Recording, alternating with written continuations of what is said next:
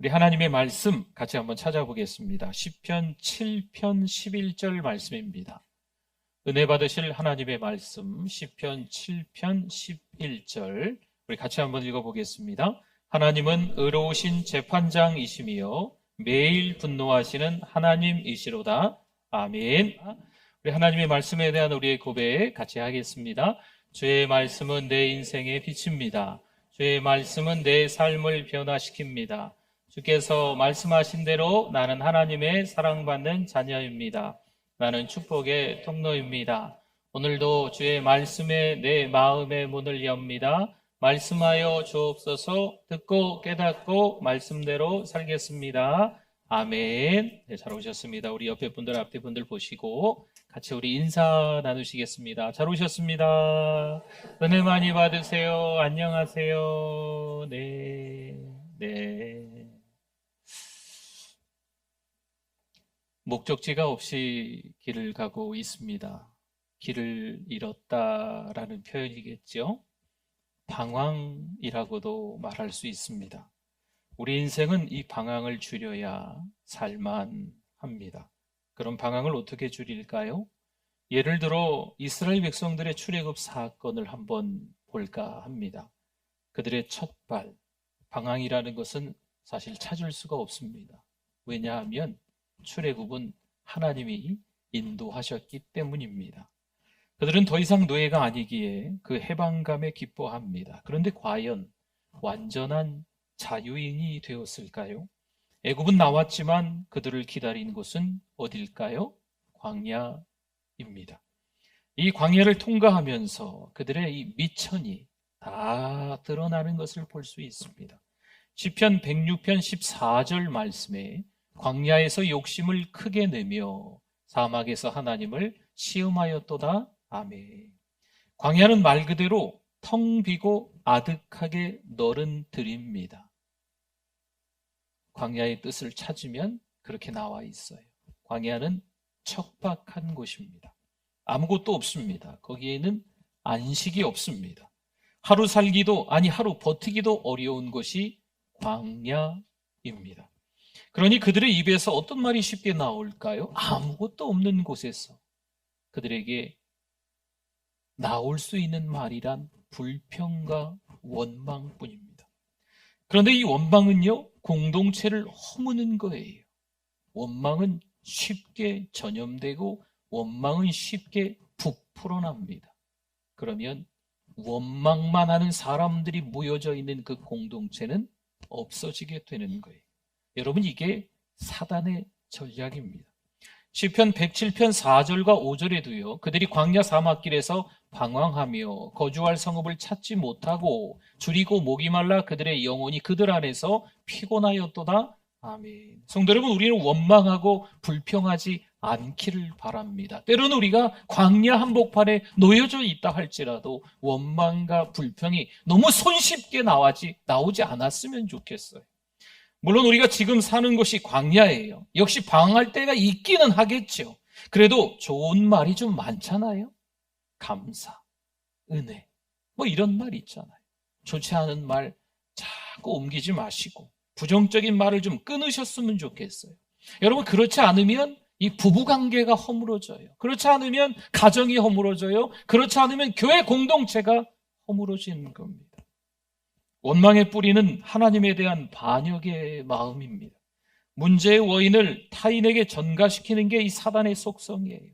아담과 하와가 그랬잖아요. 하나님이 말씀하셨는데, 금하셨는데 선악을 알게 하는 나무의 열매를 따먹고 난 이후에 하나님께서 말씀하시니 자꾸 누가 그랬다고 누구 탓으로 자꾸 돌리는 이런 모습이 우리들의 모습이 될 수도 있습니다. 광야에서는 이렇게 나의 모든 것이 다 드러나기 마련입니다. 당연히 그러기에 광야는 머물 곳이 아니라 통과하는 곳이라는 거죠. 그런데 하나님은 왜 광야로 그들을 내모셨을까요? 애굽을 나오게 하나님이 인도하셔서 하셨으면, 홍해를 건너게 하셨으면 그 광야 말고 다른 곳으로 가게 하실 수는 없었을까요? 여러분, 우리 인생에서 왜 하나님은 신자라고 예수 그리스도를 믿는 하나님의 백성으로 삼아주셔놓고 왜 광야로 우리를 이끌어 가실까요? 지금 하나님은 화가 나셔서 그렇게 하시는 걸까요? 아닙니다. 하나님은 그곳 광야에서 먼저 우리를 훈련시키는 거지요. 다듬으시는 거죠. 그 다음 우리의 밑바닥을 우리가 직접 보게 하시는 거예요. 우리의 미천이 다 드러나게끔 하셔서 우리의 형편없음을, 우리의 나약하고 연약함을 다 우리가 보게 하시고, 그 다음 하나님은 다시 우리를 일으켜 세워가십니다. 여러분, 이게 뭐지요? 성숙되어져 간다는 거예요. 우리가 운동을 좀 하면 건강해집니다. 이 사실 누가 모를까요? 다 알고 있습니다. 하지만 편하게 살고 싶은 거죠. 어떤 분은 운동을 열심히 해서 건강을 찾습니다. 그런데 이제 됐다 생각하고 다시 편하게 사는 거죠. 어떻게 될까요? 요요 현상이라고 합니까? 이스라엘 백성들도 마찬가지입니다. 광야였지만 하나님은 풍성하게 채워주십니다. 광야임에도 불구하고 광야였지만 하나님은 있는 거 없는 거 다 쏟아 부어주십니다. 그랬더니 이전의 삶의 방식으로 돌아가려 합니다. 좀 더 편하게 살고 싶어 하나님께 원망하고 오히려 불평하고 있는 이스라엘 백성들의 모습을 보라는 거지요. 애굽에서 살았던 옛 습관이 잘 사라지지 않습니다. 그들은요, 노예의 삶이 익숙했어요. 성도 여러분, 광야에서는 여전히 죄의 힘이 우리를 구속합니다. 생활 습관을 바꾸기가 어렵습니다. 습관이 나를 지배합니다. 이 습관이 잘 사라지지 않습니다. 죄의 본성에 이끌려 살아갈 수밖에 없는 거죠. 이기심, 그 이기심이 생기는 대로 살아가는 거예요. 다툼, 그 다툼이 생기는 대로 서로 아웅다웅하는 거지요. 탐욕, 이 탐욕이 생겨서 다른 사람을 짓밟고 뭔가 하나를 내가 더 얻으려고 하는 거죠. 취하려고 하는 거죠. 힘들어요. 고달파요. 그런데 나를 정말 힘들게 하는 주범이 있는 거 아십니까? 자아입니다. 자아. 나의 내면입니다. 이 자아 때문에 때로는 우리 인생이 조난까지 당합니다. 그러니 우리는 자아에게 분노해야 합니다. 우리 옛 자아가 십자가에 반복해서 못 박혀야 우리가 살 수가 있습니다. 도대체 내 자신이 다룰 일인지 아니면 하나님이 다루실 일인지 그때서야 분별이 되는 거예요. 고난을 당해봐야, 때로는 힘들어봐야, 질병을 얻어봐야, 하다못해 감기라도 걸려봐야 하나님께 기도할 수 있는 사람이 된다는 거죠. 평상시에는 진짜 간짜를 알 수 없어요. 내가 편한 것만을 찾기 마련입니다. 여기에서 자에게 분노한다는 것은요, 내 몸을 내가 스스로 망가뜨린다 이런 의미가 아닙니다. 자괴감에 빠지라는 것도 아닙니다. 열등감에 빠지라는 것도 아닙니다. 내 자아의 아픔을 느끼라는 거죠. 나 자신이 얼마나 힘들었나 위로하고 공감하라는 말씀입니다. 어떠세요? 나 자신이 지금까지 옛 습관으로 그렇게 살아오고 계십니까? 그러니 지금도 광야 이스라엘 백성들처럼 그저 입만 열면 원망하고 불평하는 거죠. 입만 열면 다른 사람을 비방하는 거죠. 입만 열면 부정적인 말이 너무 쉽게 나오는 거예요. 여러분, 이걸 이스라엘 백성들의 노예 근성이라고 합니다. 우리들도 죄에 질질 끌려다니면서 살아가는 이 노예 근성이 여전히 남아있는 거예요. 그들이 잊은 게 있습니다. 하나님은 여전히 이스라엘 백성들을 사랑하십니다. 우리가 잊은 게 있습니다. 하나님은 여전히 우리를 사랑하고 계십니다. 요한일서 4장 10절 말씀에 사랑은 여기 있으니 우리가 하나님을 사랑한 것이 아니요 하나님이 우리를 사랑하사 우리 죄를 속하기 위하여 화목제물로 그 아들을 보내셨음이라. 아멘. 하나님의 사랑은 그 아들 예수님을 우리에게 보내신 것으로 드러났습니다. 여러분, 그 사랑이 어떤 사랑이에요? 하나밖에 없는 아들 독생자 예수 그리스도가 우리의 죄 때문에 십자가에 못 박혀 죽으시잖아요. 죄가 하나도 없는 분이신데 그렇게 죽으셔서 우리 죄를 다 씻어주시지 않습니까? 대속해 주셨고 속량해 주셨지 않습니까? 이 십자가 사랑을 망각하면 원망과 불평이 쏟아지는 거예요. 어느 날 하나님은 아브라함을 부르십니다. 그리고 아브라함에게 말씀하시는 거예요. 아브라함아, 내 아들 독자 이삭 있지? 나에게 바쳐라. 여러분, 도대체 이게 무슨 말일까요? 하나님은 도대체 왜 갑자기 아브라함의 아들 이삭을 모리아산에 올라가 번제로 바치라 말씀하실까요? 하나님이 아브라함에게 백세해 주신 애지중지 키운 아들입니다. 도대체 하나님은 아브라함에게 얼마나 화가 나셨으면 이러실까요? 근데 그게 아니에요. 창세기 22장 1절 말씀에 보면 그 일 후에 하나님이 아브라함을 뭐 하시려고? 시험하시려고 그를 부르시되 아브라함아 하시니 그가 이르시되 내가 여기 있나이다. 아멘.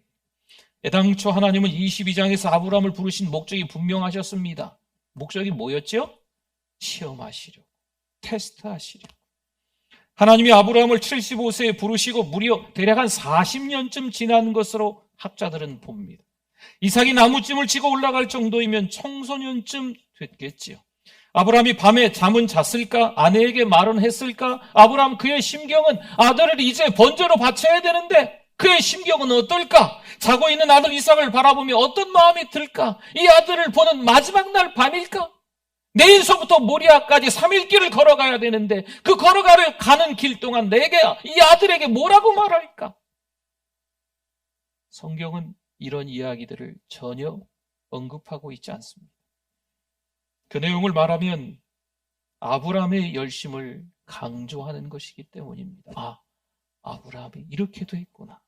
아브라함이 이렇게도 했구나. 불가능한 현실 속에서 아브라함이 이렇게 선택해야만 했구나. 야, 아브라함 대단하다. 여기에 초점이 있을까 해서입니다. 성경은요, 아브라함의 열심이 아닌 하나님의 열심에 초점을 두고 있습니다. 하나님이 창세기 12장부터 22장까지의 내용을 보면 한 단계 한 단계 끌어올리시는 모습들을 볼 수가 있어요. 물론 어떤 때는 한 단계 올라가는 것처럼 보이다가 주저앉기도 했지만 어쨌든 하나님은 12장부터 창세기 22장까지의 말씀을 보면 스텝 한 계단 한 계단 끌어올리시는 성숙해져가는 아브라함의 모습을, 하나님의 열심을 발견할 수가 있습니다. 창세기 22장 12절 말씀 볼까요? 사자가 이르시되 그 아이에게 내 손을 대지 말라, 그에게 아무 일도 하지 말라. 내가 내 아들 내 독자까지도 내게 아끼지 아니하였으니 내가 이제야 내가 하나님을 경외하는 줄을 아노라. 하나님이 창세기 12장부터 22장까지 아브라함을 계속해서 끌어올리시면서 다듬어 가시면서 밑바닥까지 다 들추어내서 너 자신이 이 정도밖에 안 돼라는 것까지 깨닫게 하시면서 아브라함을 만들어 가시고 있는 거예요.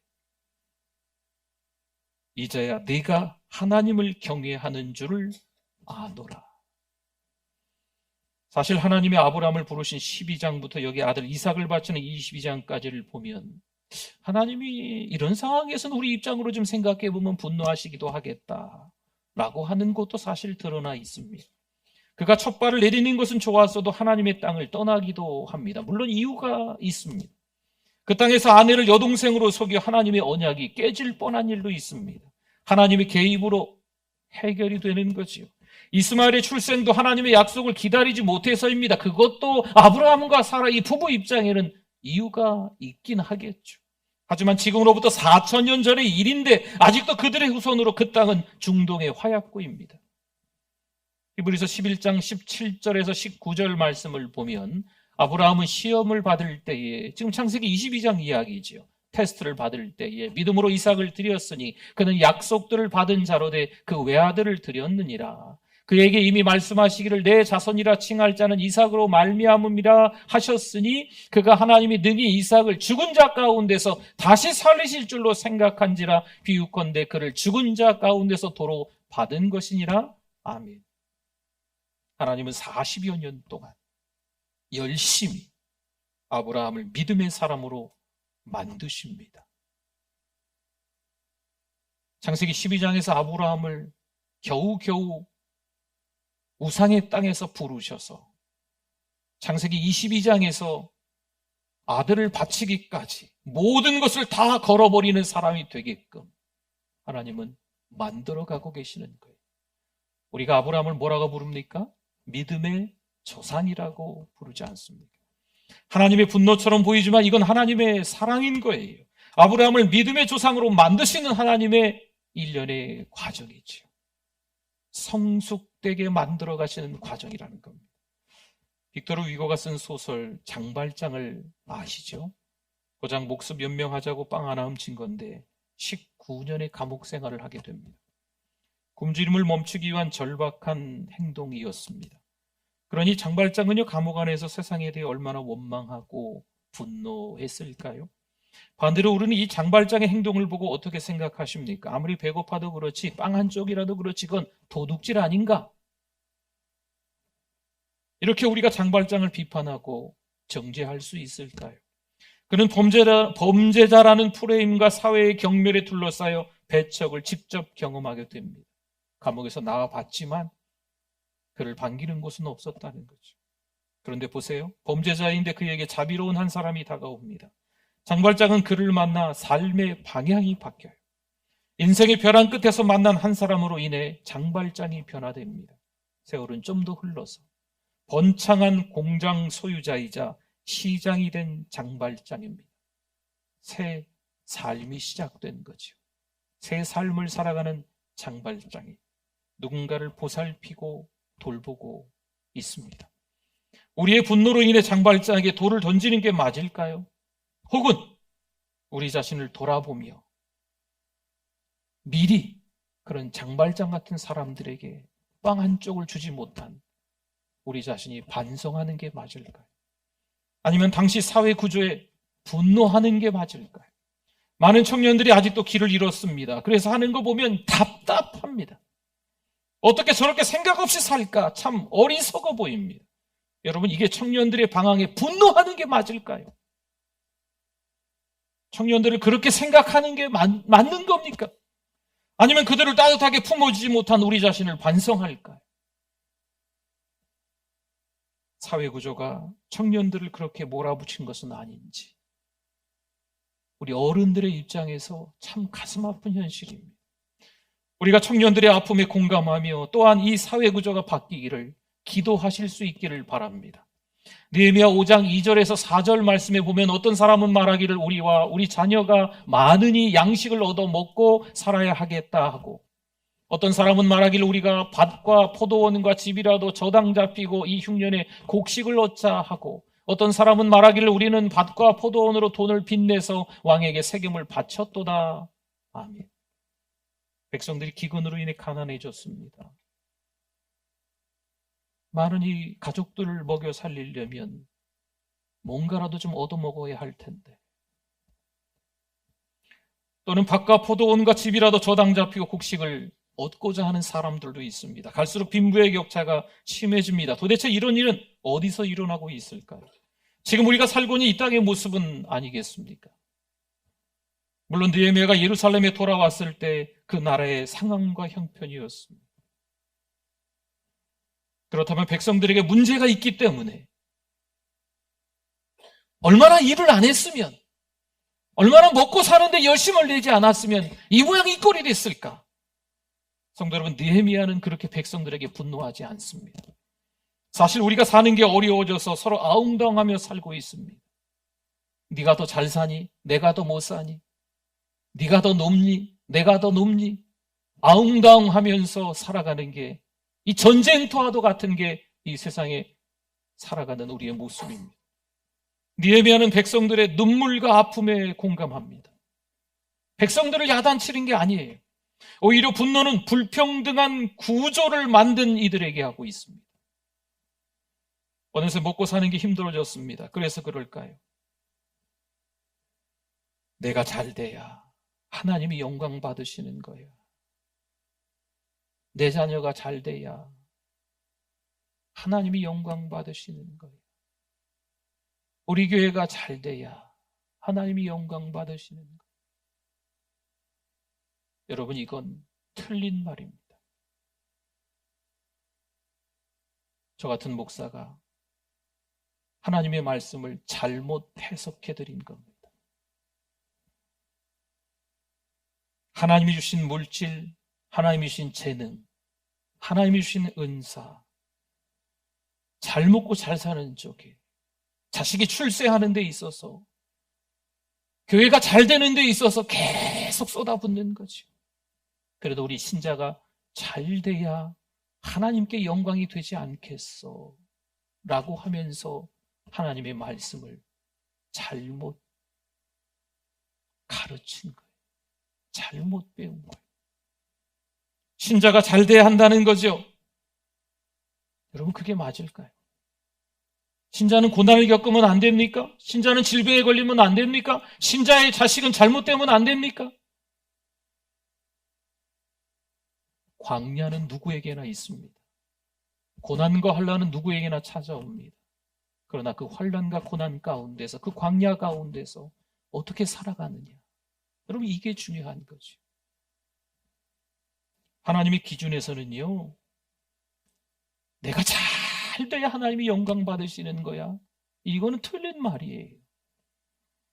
그렇게 되면 성경의 가치로 십자가는 결코 설명할 방법이 단 한 가지도 없습니다. 성도 여러분, 영적인 부흥이 일어나야 할 때입니다. 다시 말하면 우리가 은혜 받아야 할 때입니다. 참 안타까운 소식이지만 너무나도 많은 교회들이 지역마다 교회 건물이 매매되고 있습니다. 참 안타깝지요. 그래도 신앙생활을 했던 분들이 몇 년 사이에 어느새 교회랑 상관없이 세상 속으로 들어가서 세상 사람들과 같이 어울려서 난 예수 믿는 사람이야 말은 그렇게 하는데 교회는 나오지 않는 현실이 되어버렸습니다. 남의 탓을 하며 다른 사람과 이기심으로 다툴 때가 아닙니다. 우리의 욕심을 채우며 하나님을 위해서이다 말할 때가 아닙니다. 안타깝게도 교회마다 성도들이 떠나고 하나님과 등지고 있습니다. 좀 더 심하게 말하면 하나님과 원수가 되고 있는 거예요. 굳이 교회에 나가지 않아도 된다 생각합니다. 혹은 교회 출석 성도 수가 많은 교회에서 이런 얘기를 해요. 성도는 많이 나오는데 헌신하는 사람은 별로 없어. 봉사하는 사람은 별로 없어. 마치 밀물 썰물처럼 주일날 우르르르 왔다가 예배드리고 도대체 누가 왔는지도 모르게 다 금방 사라져. 하다못해 교회의 재정이 부족해서 마땅히 할 일을 제대로 못하고 있는 현실이랍니다. 여러분, 사회적 약자에 대한 공감이 부족해졌습니다. 우리는 지금 그런 시대에 살고 있습니다. 그래서 우리 신자가 분노해야 된다는 거예요. 사랑하는 우리 교회가 어떻게 해야 할까요? 내 가정, 내 교회만 생각하면서 우리의 배만 부르면 될까요? 우리의 교회 잘 돼야 되는데, 우리 가정 잘 돼야 되는데, 내 가정, 내 자녀들 잘 돼야 되는데, 이렇게만 생각하는 게 맞을까요? 예수님도 성전에서 분노하신 적이 있습니다. 예수님이 왜 그렇게 분노하고 계실까요? 백성들에 대한 분노이실까요? 예수님이 예루살렘 성전에 들어가셔서 그 성전 안에서 매매하는 자들, 또 무슨 상 이런 거 다 뒤집어 엎으셨어요. 그 백성들에 대한 분노를 표출하신 걸까요? 아닙니다. 사회적 문제로 인한 백성들의 아픔에 공감하고 계시는 거예요. 연약한 인간에 대해서 공감하시는 예수님의 모습입니다. 성도 여러분, 신자의 분노는요, 큰 소리 치고 싸우자는 게 아니에요. 뭐 뛰두르고 사회가 어떠니 나라가 어떠니 하면서 앞장서서 이렇게 하자는 게 아닙니다. 아픔을 겪고 있는 분들과 공감하는 거죠. 그들의 필요를 위해 고민하고 우리가 할 수 있는 한 하나님이 나에게 주신 물질, 재능, 은사 이런 것들 가지고 다른 데 쏟아붓지 말고 약자들에게 그들을 위해서, 그들의 필요를 위해서 우리가 뭔가를 하자는 거죠. 사랑을 전하는 겁니다. 내 자녀가 하나님과 상관없이 살고 있는 세월들이 벌써 몇십 년입니다. 어떻게 하시겠습니까? 나와 함께 예배드렸던 성도가 하나님을 등지고 있습니다. 보이지 않는 세월들이 1년, 2년, 몇 년이 지나가고 있는데 아무런 감각이 나에게 있지 않습니다. 이 현실에 우리는 분노해야 합니다. 이제 우리는 그들을 글쎄요, 탕자라고 부를 수도 있을 것 같아요. 교회 밖에 있다고 무조건 다 탕자이고 교회 안에 있다고 무조건 탕자가 다 아니고 사실 그렇지는 않겠죠. 그건 하나님이 판단하시는 거겠죠. 그런데 우리 주변에 탕자가 너무나도 많아진 건 사실입니다. 그 탕자들을 위해 어떻게 해야 할까요? 그들에게 분노하라는 것은 그들의 아픔에 공감하시라는 겁니다. 그 탕자들에게 역정을 내시라. 그 탕자들에게 화를 내시라. 그 탕자들을 저주하고 그 탕자들을 비방하고 그 정도 신앙밖에 되지 않았으니까 욕하라는 말씀이 아닙니다. 왜 탕자가 되었는지 그 아픔을 같이 느끼시라는 거죠. 우리가 받은 주님의 사랑 얼마나 큽니까? 십자가 사랑. 그 십자가 사랑을 나눌 수 있어야 됩니다. 사랑하는 성도 여러분, 또 한 주간이 주어져 있습니다. 또 한 주간을 살아가면서 우리 주변에 탕자들이 많이 보이게 되실 것 같아요. 때로는 사회적 약자들이 많이 보이실 것 같아요. 근데 하나님이 나에게 주신 시간이 있어요. 나에게 주신 건강이 있어요. 나에게 주신 물질이 있어요. 또 나에게 주신 재능이 있어요. 여러분, 이것을 가지고 그 예수 그리스도의 사랑을 흘려보낼 수 있는 이번 한 주간이 되실 수 있기를 축원합니다. 기도하겠습니다. 오늘 말씀 기억하면서 우리 주여 한번 부르짖고 기도합니다. 주여, 하나님 아버지 은혜를 감사합니다. 성령께서 우리를 깨닫게 하여 주셔서 진짜 성령 충만한 하나님의 사람으로 살아갈 수 있도록 인도하여 주시옵소서. 내 배만 채우는 것이 아니고 하나님의 사랑을 전하는 자가 되게 하여 주시옵소서. 나에게 주신 것이, 나에게 너무나도 풍족하게 주신 것이 그저 내가 누릴 수 있을 만한 것들을 누리는 그런 시간이 아니고 하나님 흘려보내는 믿음이 있게 하여 주시길 원합니다. 선교하고 전도하고 구제할 수 있는, 정말 하나님께서 사랑하시는 귀한 어려운 교회들을 도울 수 있는 하나님 사랑하는 우리 교회, 그런 교회 될 수 있도록 하나님 인도하여 주실 줄 믿습니다. 하나님 아버지 은혜를 감사합니다. 여전히 죄인된 모습인데 그래도 예배자로 불러주시고 오늘도 하나님께서 기뻐하시는 예배를 드릴 수 있는 믿음을 갖게 해주심을 감사합니다. 하나님께서 허락하신 이 믿음으로, 이 사랑으로 다시 한번 한 주간 그 믿음을 흘려보내면서 그 사랑을 실천하면서 살아가는 우리들 되게 하여 주시옵소서. 예수님의 이름으로 기도드립니다. 아멘.